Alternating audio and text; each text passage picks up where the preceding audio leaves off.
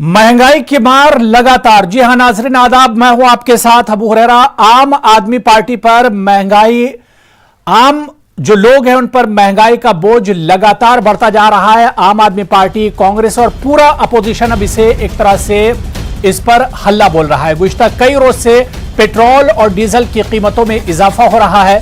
Petrol की कीमत में 26 पैसे फी लीटर तो डीजल की कीमत में 29 पैसे फी लीटर तक का इजाफा किया गया है। इजाफी कीमतों के बाद मुल्क के मुख्तलिफ शहरों में पेट्रोल और डीजल की जो दाम है वो एक तरह से आसमान छू रहे हैं। सिर्फ फरवरी महीने की अगर हम बात करें तो लगातार 9वीं बार पेट्रोल और डीजल की कीमतों में इजाफा हुआ है। इसके अलावा एलपीजी सिलेंडर की कीमत में भी इजाफे से आवाम परेशान है और यही वजह है कि अब सरकार को घेरने के लिए अपोजिशन पूरे तौर से एक तरह से घेरा तंग कर रही है।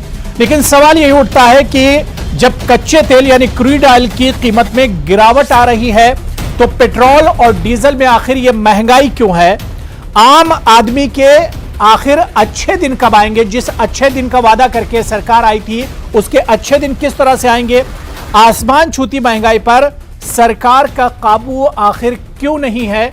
इसी पर हम बात करेंगे। बहुत खास मेहमान मेरे साथ जुड़े हुए हैं। बहुत जल्दी अपने मेहमानों का आपसे तारुफ करा देता हूं। मेरे साथ अशोक सिन्हा जी हैं, बीजेपी तर्जुमान हैं, स्पोक्स पर्सन हैं। राजकुमार भाटी जी हैं, समाजवादी पार्टी के सीनियर लीडर हैं और तर्जुमान हैं। डॉक्टर अजय उपाध्याय जी कांग्रेस तर्जुमान हैं और डीके मिश्रा जी इकोनॉमिस्ट हैं, माहिर माशियात हैं, वो भी इस डिबेट का हिस्सा हैं। अपने चारों मेहमानों का बहुत इस्तकबाल करते हैं न्यूज़ 18 उर्दू में। सबसे पहले मैं अशोक सिन्हा जी सर आपसे शुरुआत करूंगा। अशोक सिन्हा जी, महंगाई लगातार एक तरह से परेशान कर रही है। मिडिल क्लास की तो बात करें तो उनकी कमर टूटी हुई है, गरीब बहुत ज्यादा परेशान है। दिन ब दिन जो महंगाई बढ़ती जा रही है, अशोक सिन्हा जी आखिर यह सिलसिला रुकेगा कब? इस महंगाई पर ब्रेक कब लगेगा? आखिर यह सिलसिला रुकेगा कब? इस महंगाई पर देखिए, ये अनप्रेसिडेंटेड सिचुएशन जरूर है और इसके बैकग्राउंड में अगर हम जाते हैं जी तो देखते हैं कि एक जो ग्लोबल पैंडेमिक था जिसमें करीब करीब सरकारों का रेवेन्यू करीब करीब नेगेटिव हो गया, जीरो हो गया।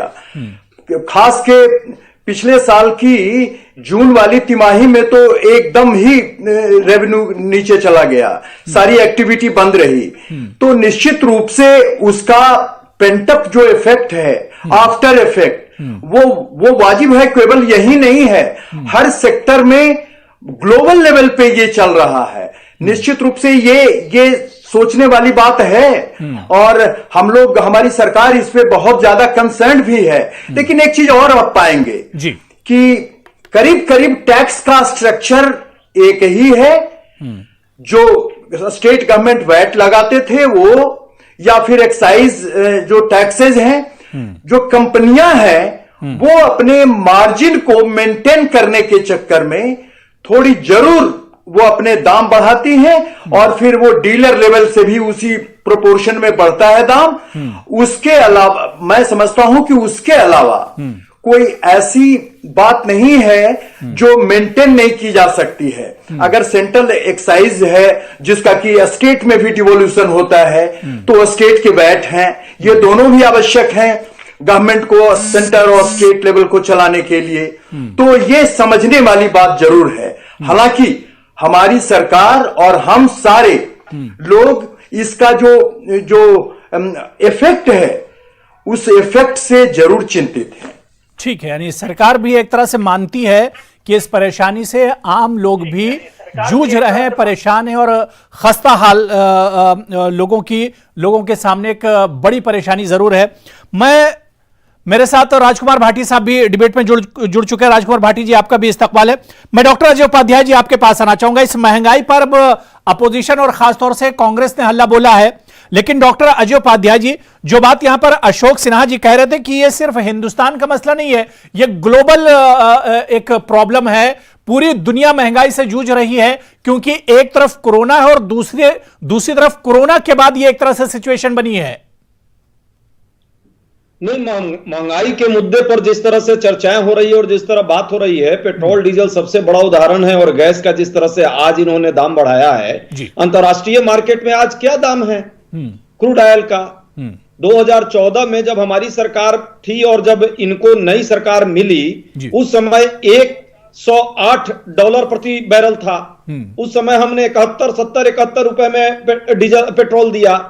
आज जो है जब 56 से 60 रुपए के बीच में आया तो इन्होंने कितने कर दिए? 100 से पार कर दिए।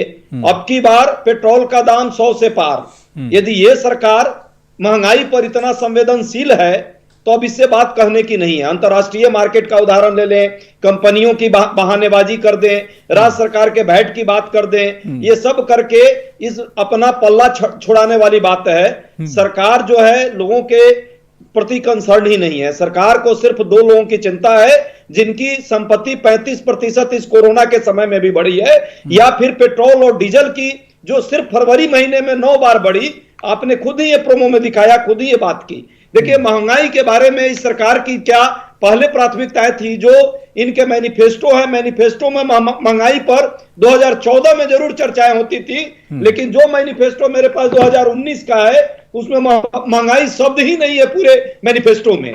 तो ये तो हालत है, और ये सरकार की जो है कहीं ना कहीं संवेदनहीनता दिखाती है पूरे आम जनता के कंसर्न को लेकर के।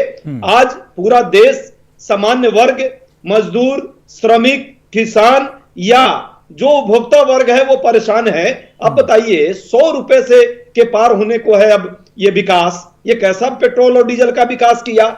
जीडीपी में नए सिरे से जीडीपी का इन्होंने परिभाषा दे दिया है। गैस का जो 594 रुपए में मिल रहा था दिसंबर में, सिर्फ 2.5 महीने में 175 रुपए की वृद्धि। ये कैसी सरकार है? बिल्कुल जाहिर सी बात है, एक तरफ कोरोना के मारे और दूसरी तरफ महंगाई। मिडिल क्लास पूरी तरह से टूटा हुआ है। जो गरीब है वो तो परेशान है ही है, लेकिन अगर मजबूरी की बात की जाए तो मिडिल क्लास को बहुत ज्यादा परेशानियों का सामना करना पड़ता है। मैं राजकुमार भाटी साहब आपके पास आना चाहूंगा। सर, लोगों को इंतजार था कि अच्छे दिन आएंगे, लेकिन एक लंबा इंतजार गुजर गया और अच्छे दिन आने को नहीं है। अब जो सिचुएशन है और इस तरह की हालत में सबसे ज्यादा जो परेशानी होती है वो मिडिल क्लास के लोगों को होती है।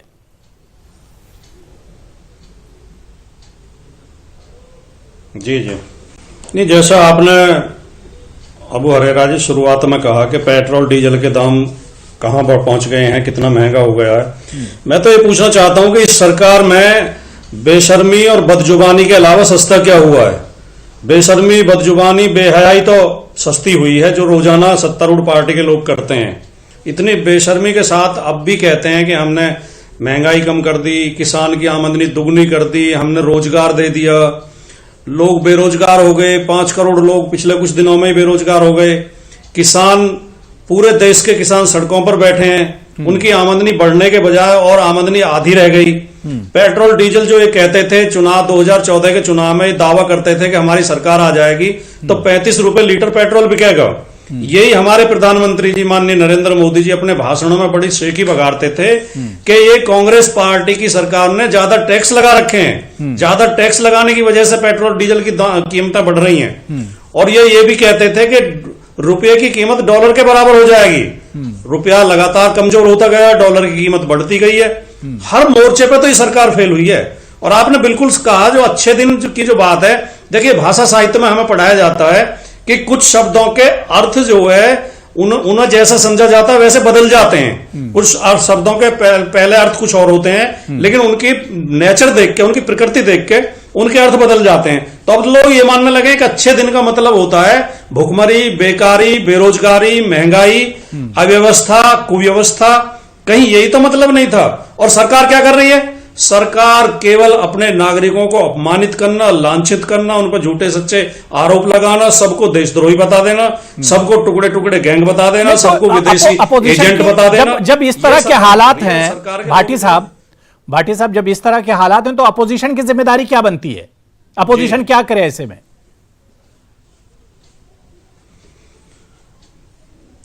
मैं अपनी पार्टी की बात कहता हूं। समाजवादी पार्टी रोजाना उत्तर प्रदेश में सक्रिय है। रोजाना धरने, प्रदर्शन, पंचायतें, मीटिंगें की जा रही हैं। लोगों को समझाया जा रहा है, लोगों को बताया जा रहा है कि आपको धर्म के नाम पर छला गया है। ये जो हम धर्म और जाति के बहकावे में आ जाते हैं, राजनीति राजनीतिक मुद्दों पर होनी चाहिए, विकास के मुद्दे पर होनी चाहिए। सरकार की उपलब्धि ये होनी चाहिए कि उसने लोगों का, नागरिकों का जीवन कितना सरल बनाया, उनकी रास्ते के कांटे कितने साफ किए। ये हमारी सरकार उल्टे कील बो रही है किसानों के रास्ते में, कटीले तार लगा रही है। ठीक है, उन पर आंसू गैस और ठीक है। मैं डीके मिश्रा जी एक्सपर्ट हैं, इकोनॉमी के इकोनॉमिस्ट हैं, उनसे भी मैं सवाल ले लेता हूं। और डीके मिश्रा जी, मेरा सवाल यही है कि इस महंगाई की वजह क्या है? जो चीज यहां पर अशोक सिन्हा जी बता रहे थे कि एक तरफ कोरोना का काल जो दौर है वो एक तरह से अभी भी चल ही रहा है, लेकिन इसके असल वजह आप क्या देखते हो? और जो एक बड़ा सवाल जो हमेशा अपोजिशन भी उठाता है और आम लोग भी यही कहते हैं कि इंटरनेशनल मंडी में आप देखिए क्रूड ऑयल और कच्चे तेल की जो कीमत है वो लगातार घट रही है, लेकिन पेट्रोल और डीजल की जो कीमतें वो आसमान छू रही हैं। तो सर इसकी वजह क्या है, मैं ये जानना चाह रहा हूं। जी, मैं बताना चाहूंगा। देखिए, ये तो निश्चित है कि पैंडेमिक ने पूरी अर्थव्यवस्था की रूपरेखा बदल दी।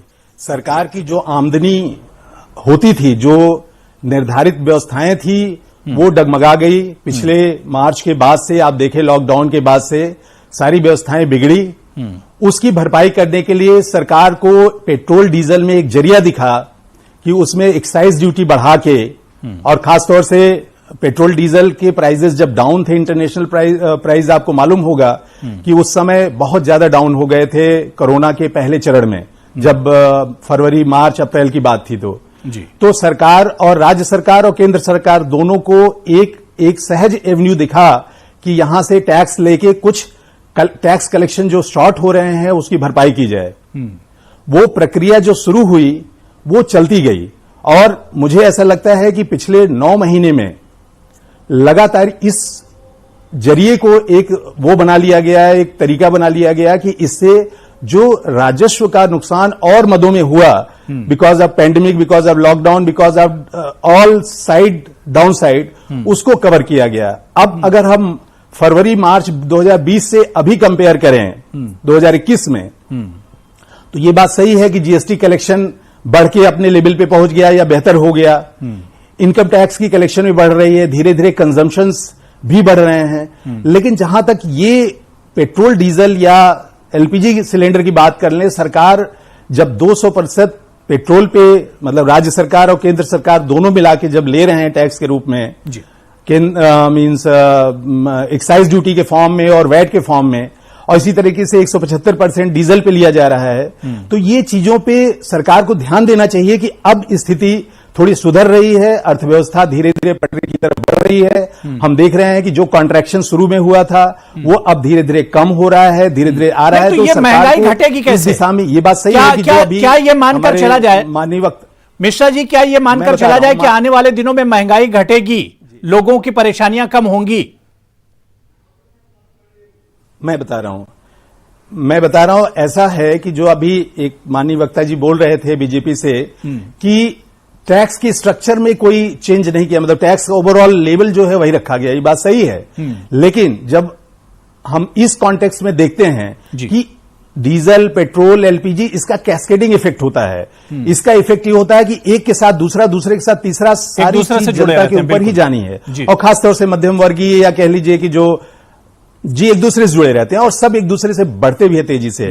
जिस तरीके से हमने देखा कि आपने देखा होगा सितंबर, अक्टूबर, नवंबर में बड़ी तेजी से रिटेल इन्फ्लेशन बढ़ा था, तो उसके 2 कारण थे। एक तो ये था कि मनी सप्लाई सिस्टम में ज्यादा डाला गया, बिकॉज ऑफ पेंडेमिक की चीजों को ग्रोथ किया जाए, आर्थिक विकास की गति को तेज किया जाए, और दूसरा ठीक है कोरोना तो पिछले 1 साल से, लेकिन पिछले 6 साल से जब से सरकार आई है, 2014 से सरकार आई है, और अपोजिशन इसके बाद से ही एक तरह से, अगर सिर्फ इन्हीं 6 सालों को जोड़ ले, हम ये नहीं कह रहे हैं कि हालात 2014 से पहले अच्छे थे, लेकिन अगर 2014 से इन 6 सालों को भी जोड़ लिया जाए तो इसमें भी हालात बहुत अच्छे नहीं रहे हैं महंगाई के को अगर देखा जाए। मैं अशोक सिन्हा जी आपके पास आना चाहूंगा। अशोक सिन्हा जी, डीके मिश्रा जी चीजों को बहुत अच्छे समझा रहे थे, लेकिन कोरोना तो अभी पिछले 1 साल से, सिन्हा जी पिछले 6 सालों की अगर बात की जाए तो पेट्रोल और डीजल में तकरीबन 30 रुपए की बढ़ोतरी हुई है। सिर्फ 6 सालों में।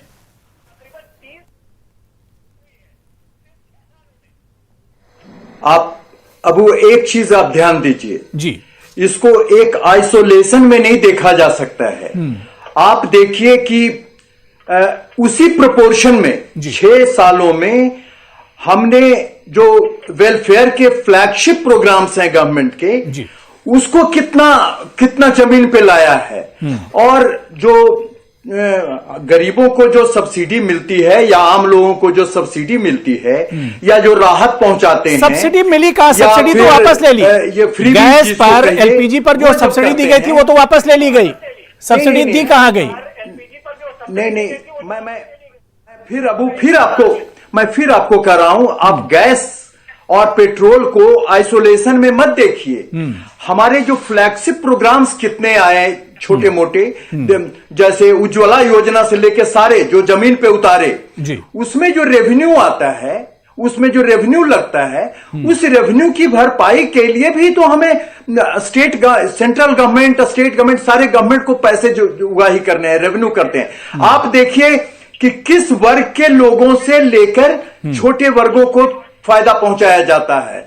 इसलिए ये चिंता का विषय है। लेकिन अशोक सिन्हा जी, चिंता तो इसी बात की है कि परेशान यहां पर मिडिल क्लास परेशान है और लोअर क्लास परेशान है।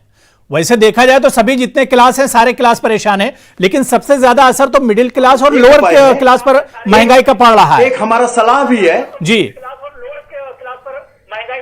अबू एक जरा सा जी। तो इसमें जो 3 पार्टियां हैं, खास के पेट्रोलियम प्रोडक्ट्स में, एक गवर्नमेंट हो गई, दूसरी जनता है और तीसरी सरकार है। सरकार है, कंपनियां हैं और जनता है। तो जनता को बेनिफिट देने के लिए कंपनियों को निश्चित रूप से अपने मार्जिन पे थोड़ा पर ध्यान देना होगा कि उस प्रोपोर्शन में मार्जिन को मेंटेन करने के चक्कर में आम जनता पे बोझ ना पड़े। इसलिए ये सरकार की कोई जिम्मेदारी नहीं है। सरकार की कोई जिम्मेदारी नहीं है, आपने कंपनियों पे डाल दिया। हाँ है, हमारी जिम्मेवारी है निश्चित रूप से। और हम कंपनियों के साथ बैठकर उनके मुनाफा ताकि नहीं बढ़े, हम ज्यादा स्टेट गवर्नमेंट, देखिए विपक्ष के भी जो स्टेट चल रहे हैं जैसे राजस्थान, वहां हाईएस्ट वैट है, महाराष्ट्र में वैट बहुत ज्यादा है। तो ये सब जगह बीजेपी के स्टेट में चीजें नहीं दिखेंगी। बीजेपी के जो स्टेट है वहां पर ये चीजें नहीं दिखेंगी। मैं डॉक्टर अजय उपाध्याय आपके पास आना चाहूंगा बहुत मुख्तसर में। अजय उपाध्याय जी, ये महंगाई कम कैसे होगी? क्योंकि ऐसा तो नहीं था कि कांग्रेस के जब कांग्रेस की सरकार थी 2014 या उससे पहले तो हालात बेहतर थे, लेकिन यह महंगाई तो लगातार बढ़ती जा रही। उपाध्याय जी, इस पर काबू कैसे पाया जाए? अपोजिशन या जो कांग्रेस सरकार को आज घेर रही है उसकी जिम्मेदारी क्या कुछ बनती है कि क्या एक अच्छे अपोजिशन के नाते ये आपकी जिम्मेदारी नहीं कि आप सरकार के साथ बैठे और किस तरह से इस मसले को हल किया जा सकता है? सरकार बैठना कहां चाहती है? सरकार तो दम्भी है, अहंकारी है, वो तो सर्व ज्ञान संपन्न मोदी जी खुद हैं। उनके जो अपने जो पीएमओ में कुछ अफसर हैं वही मिलकर के पूरा देश चला रहे हैं, 4-5 लोग। यहाँ तो मंत्रियों की बात नहीं सुनी जाती तो विपक्ष की बात क्या सुनी जाएगी? हाँ, विपक्ष की बात जब भी उठाए विपक्ष तो उसे या तो पाकिस्तानी, चाइनीज या राष्ट्रद्रोही कह दिया जाता है। सच्चाई है कि देश की आम जनमानस आज त्रस्त है। महंगाई एक ऐसा मुद्दा है जो हर व्यक्ति से जुड़ा हुआ है। ठीक है, मोदी जी के 2-4 मित्रों के लिए यह मुद्दा नहीं है, क्योंकि उन लोगों के पास लगातार संपत्तियां बढ़ रही हैं, 35% तक इस कोरोना के समय में भी बढ़ी है। लेकिन आम जनमानस, चाहे गरीब हो, किसान हो, नौजवान हो, सबके लिए ये एक बड़ा मुद्दा है और सरकारों के लिए चिंता का विषय है, विपक्ष के लिए भी ये चिंता का विषय है। हम भी चाहते हैं कि इस देश में सरकार का दायित्व है कि वो महंगाई से कम लोगों को राहत दे और उसके लिए खाद्य सामग्रियां विशेष तौर पे, और बाकी जो पेट्रोल डीजल का दाम है उसका जो इफेक्ट है बाकी चीजों पर, वो भी तभी कंट्रोल होगा जब सरकार की नीयत साफ होगी। सरकार सिर्फ कमाई में लगी हुई है। ठीक है। और राजकुमार भाटी साहब, सर बहुत मुख्तसर में 2014 से पहले हम देखते थे कि थोड़ी सी महंगाई अगर 2-4 रुपए तो बहुत बड़ी बात है, अगर कुछ पैसे भी बढ़ते थे तो अपोजिशन सड़कों पर निकल पड़ता था और बाकायदा उसके खिलाफ आवाज उठाई जाती थी। लेकिन आजकल उस तरह का अपोजिशन नहीं दिख रहा है। क्या आप लोगों की जिम्मेदारी नहीं बनती है, अगर लोग परेशान हैं, आवाम की कमर टूटी जा रही है महंगाई की वजह से, तो अपोजिशन को सड़कों पर आना चाहिए इस इशू को लेकर?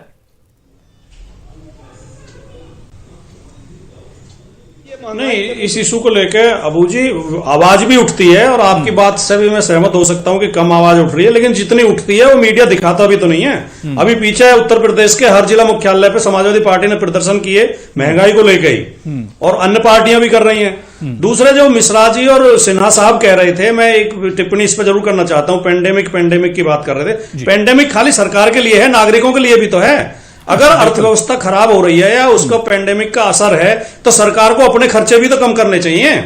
प्रधानमंत्री जी तो 8,000 करोड़ का विमान खरीद के ले आए अपने लिए, और पूंजीपतियों के तो कर्जे माफ किए जा रहे हैं। ये सारा पेंडेमिक का बोझ गरीबों पे डाला जाएगा। ये तो गरीब लोग तो भूखे मरने की कगार पे पहुंच गए हैं। तो सरकार को ऐसा बैलेंस बनाना चाहिए। सरकार ने कोई अपना खर्चा कम किया है तो ये किसी के वेतन घटाए हैं क्या? सरकार को मंत्रियों के वेतन घटाने चाहिए, सांसदों के घटाने चाहिए, अधिकारियों के घटाने चाहिए, और अन्य फिजूल खर्ची बंद करने।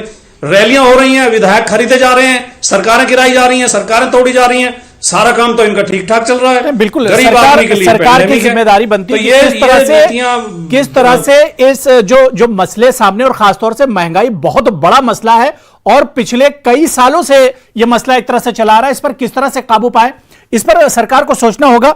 मैं डीके मिश्रा साहब आपके पास आना चाहूंगा। सर, इस पर काबू कैसे पाया जाए? आपने कहा कि अब हालात धीरे धीरे बेहतर हो रहे हैं, तो क्या आने वाले 2-4 महीने, 10 महीने, 1 साल में हम ये मानकर चलें कि हालात बेहतर होंगे और खासतौर से महंगाई को सरकार चोट कर पाएगी?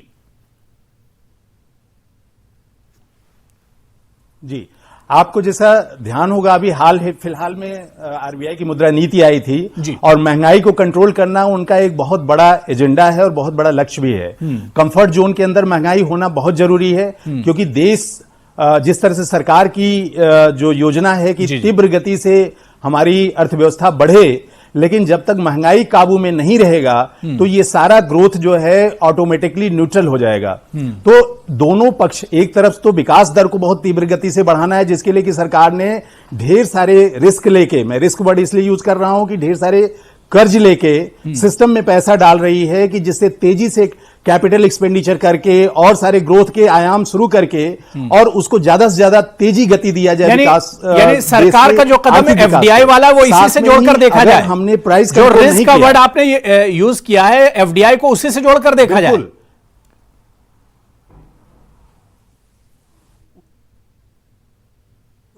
देखिए कि सरकार ने एक कैलकुलेटेड रिस्क लिया है कि सिस्टम में ज्यादा से ज्यादा धन डाल के, आवंटन करके और तीव्र गति दे के इस अर्थव्यवस्था को, और साथ में महंगाई को कंट्रोल करना। अगर आप देख रहे होंगे कि महंगाई थोड़ी ही सही, लेकिन दिसंबर में थोड़ा ईज डाउन हुआ है, हमारा फूड प्रोडक्ट थोड़ा कंट्रोल हुआ है, और ये बहुत सीरियस है आरबीआई इस बात को लेके कि इन्फ्लेशन को उनको 6% के नीचे, 5% के नीचे रखना ही है। और उसके लिए सरकार हमेशा ये कहती रहती है, आरबीआई भी कहती है कि हम इस बात को हमेशा इंश्योर करेंगे कि महंगाई ज्यादा ना बढ़े, अदरवाइज ग्रोथ की सारी थियरी जो है विफल हो जाती है। नहीं, बिल्कुल जाहिर सी बात है कि इस पर अब सरकार को भी सीरियस होना होगा कि किस तरह से आम आदमी की जो कमर महंगाई से टूटी जा रही है, इस पर आखिर काबू कैसे पाया जाए, क्योंकि अब हालात दिन ब दिन बेहतर हो रहे हैं और उम्मीद यही की जानी चाहिए कि आने वाले दिनों में सरकार इस पर पूरी तरह से फोकस करेगी ताकि इस मसले का हल निकाला जा सके और महंगाई को किसी तरह से कम किया जा सके।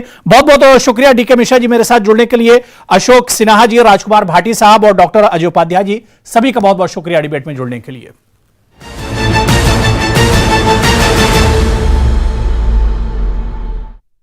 MDH kitchen